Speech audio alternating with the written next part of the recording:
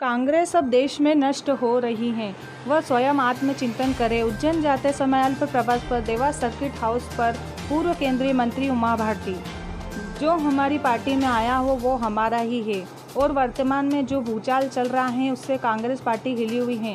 ये बात पूर्व केंद्रीय मंत्री उमा भारती ने उज्जैन जाते समय देवास सर्किट हाउस पर मीडिया से कही। श्रावण मास के सोमवार को उज्जैन में बाबा महाकाल मंदिर में विशेष पूजा करने आई पूर्व केंद्रीय मंत्री उमा भारती ने कुछ समय के लिए देवास सर्किट हाउस पर रुकी।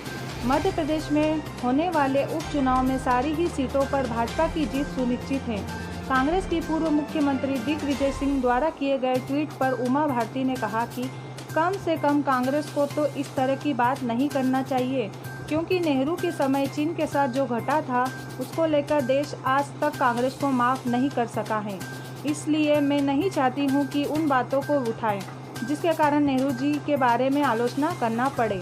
प्रदेश की नदियों की सफाई पर पूर्व केंद्रीय मंत्री उमा भारती ने कहा कि सरकार के मुखिया मेरे भाई हैं, मीडिया के द्वारा क्यों बताऊं। वही राजस्थान में जारी उठापटक पर भी उमा भारती ने बेबाकी से अपने विचार जाहिर किए। सारी जीतेंगे। भूचाल जो चल रहा है उसमें अगर कोई हिला है तो कांग्रेस हिली है। कांग्रेस के एक के बाद एक विधायक भाजपा में आ रहे हैं। कहीं ना कहीं भाजपा के नेताओं को ऐसा सोचना है कि कहीं ना कहीं जो छोटा कार्यकर्ता है उसका राजनीतिक मरण हो रहा है। इससे क्या मानते हैं आप? जो हमारे साथ आ गया वो हमारा ही है।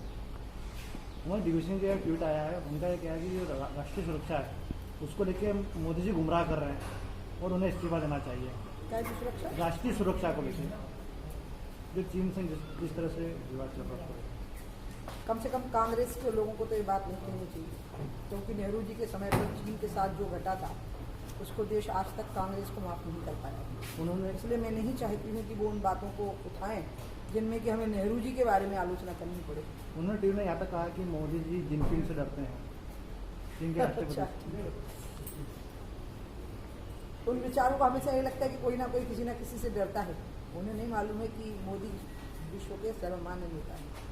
तो मुझे आखिरी सवाल ये कि जिस तरह से आपने गंगा की सफाई करी उस तरह मध्य प्रदेश में खान नदी है, शिप्रा नदी है, नर्मदा है, यह भी कहीं ना कहीं सफाई की मध्य प्रदेश सरकार से आप कुछ ऐसी उम्मीद रखते हैं कि इसका भी जीर्णोद्धार किया जाएगा? मैं मध्य प्रदेश की सरकार से जो उम्मीद रखती हूँ वो मध्य प्रदेश की सरकार को ही बता दूंगी ना, क्योंकि जो सरकार के मुखिया है मेरे भाई है, वो मैं मीडिया के द्वारा थोड़ा ना। पर चूंकि पिछले 15 सालों में उन नदियों का ध्यान नहीं किया गया।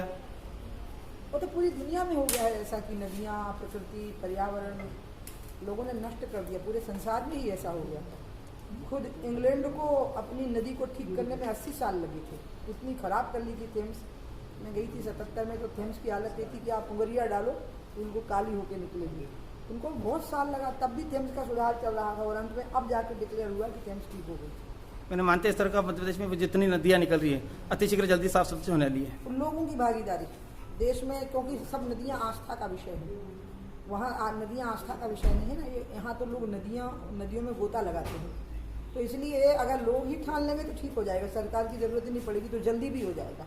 क्योंकि आपने गंगा का जीर्णोद्धार किया और गंगा को साफ किया है। बिल्कुल जीर्णोद्धार किया। गंगा हम सबका उद्धार करती है। मैं ऐसा घमंड बिल्कुल नहीं पालती हूँ। और अभी योजना चल रही है, योजना अभी 100% फलीभूत नहीं हुई है। ये मैंने कहा भी था कि हमको पहले चरण के 3 साल, दूसरे चरण के 7 साल और आखिरी के 10 साल, ऐसे 10 साल का क्रम बनाया था मैंने। तो उसमें पहला चरण बिल्कुल साफ दिखाई देने लगा था जब कानपुर का सीतामऊ नाला बंद हुआ, तो 160 MLD का दुनिया का सबसे बड़ा गंगा नाला था वो। तो इसलिए अभी तो उसमें जो मैंने चरणबद्ध बोले थे उसी के अनुसार परिणाम आएंगे। मैं नहीं कह सकती हूँ कि गंगा का मैं उद्धार कर सकती हूँ। गंगा हम सबका उद्धार करती है। जी, राजस्थान में जिस तरह घटनाक्रम चल रहा है उसको लेकर आप क्या कहेंगे आप? ये तो कांग्रेस को अपना घर खुद संभालना पड़ेगा और मेरे को नहीं लगता है कि अब कांग्रेस राहुल गांधी खानदान से संभल पाएगी।